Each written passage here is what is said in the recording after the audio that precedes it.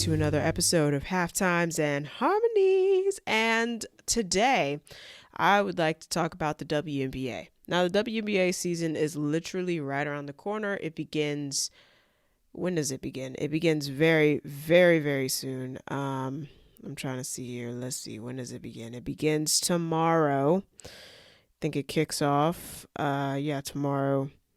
I think the marquee game tomorrow is the Mercury playing the Sparks. But all in all, the WNBA does begin tomorrow. And so because of that, I would like to talk about the WNBA right now because it's in a really interesting spot. And now with all of the national media coverage that it's been getting, thanks to the growth of the the women's college basketball game, there's a lot of things being exposed about it and whatnot, but I think we should, talk about the good first. We're starting to see some interesting developments in terms of super teams, ? So I'm excited to see, the Liberty, having who they have, Ionescu and Stewart, and I can't think off the top of my head who else they got right now, but. And then the Aces on the other side of the country with Asia Wilson and Candace Parker leading the way for them. It's interesting. It should be interesting to watch, interesting to see. They're probably going to be in the finals anyway. But at any rate, I think the biggest thing in the news for the WNBA right now is the entire thing about player cuts. Because right now, there are players being cut off rosters that just got drafted like a month ago. Players getting waived. So it's like in the NBA and in the MLB, NHL, even in the NFL, if you get drafted, that means you're going to be a part of the team's organization, regardless of if you're like on the A squad or if you're in the G League, minor leagues, developmental leagues. Whatever, practice squad, whatever that means. Or if you're just simply sitting the bench. You'll still be part of the organization. You'll have your way to stay within the organization and play for that organization. But in the WNBA, you can't do that. That just doesn't happen because the roster sizes are 12. And if you only have, how many teams are there? 12 teams? There are 12 teams in the WNBA, correct? Oh Lord, okay. How many teams do we have? We have 12 teams. Yes, 12 teams. 12 teams. Those are 12 teams. That's 144 players in the WNBA. It's not a lot of players. And that's the only way that women can play professional basketball here in the United States. There's no developmental league for the WNBA. There's no G League. There's none of that. So players, if they get cut, they have to go overseas to play. And I don't know about some of y'all, but if I was an American-based player and I really wanted to play college basketball, I love college basketball, and I really wanted to play professionally, and unfortunately, I made the squad. I got drafted, but I get waived a month later because there's not enough space for me on the team without any other alternative of being within the same organization. I just get kicked off the team, and now I have to go overseas away from my family, and they have to pay thousands of dollars to come see me play. Just because I got cut from a roster here from my home country. I think that's the biggest thing to me, and I don't really like it. I think the only way to really combat this is, either expand the rosters, which I think a lot of players are calling for because it's necessary to allow for at least a few more players to not get cut, or, some players need to retire. Like, LeBron James and Steph Curry and Damian Lillard, and there's a lot of vets in the NBA, but they all retire when they know it's their time's up.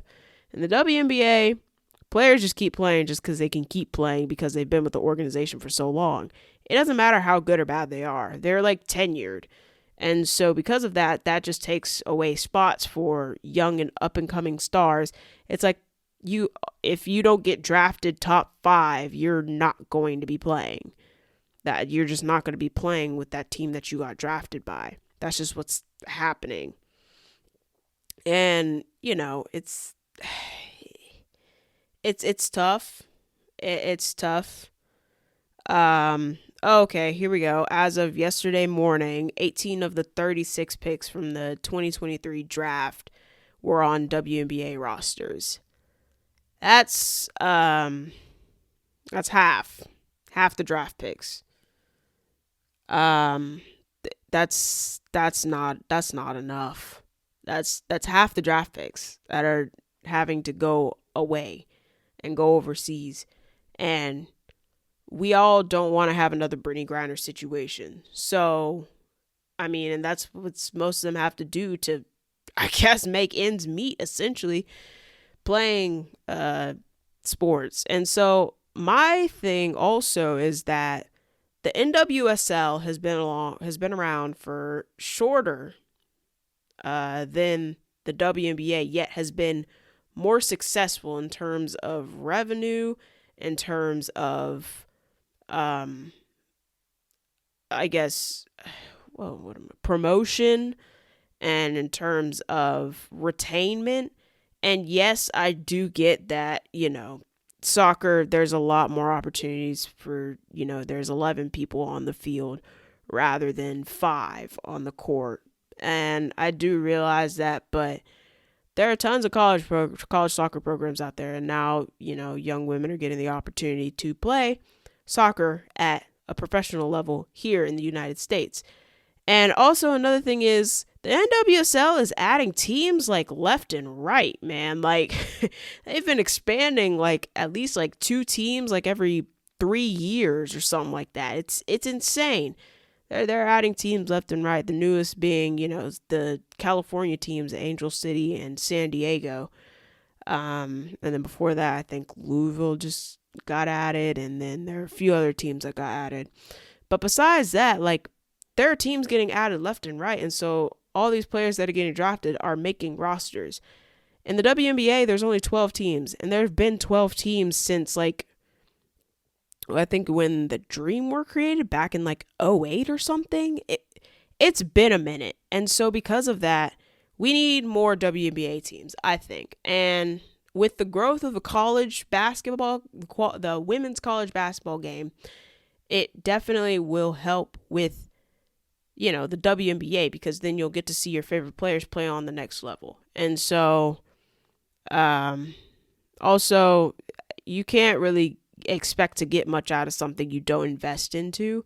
And I think ESPN has done a good job thus far with what they can do.